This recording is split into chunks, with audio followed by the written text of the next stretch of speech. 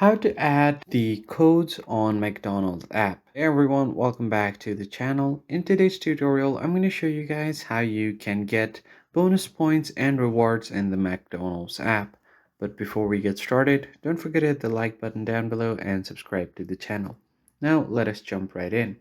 The very first thing you need to do is open up your McDonald's app and make sure that you are logged into your account. Now once you have done that, you will land on the home page. So on the bottom of your nav bar, you will find different orders, rewards and deals, earn points, and then more. You just want to head over to rewards and deals. And on this section, you will have all of your bonuses and your rewards.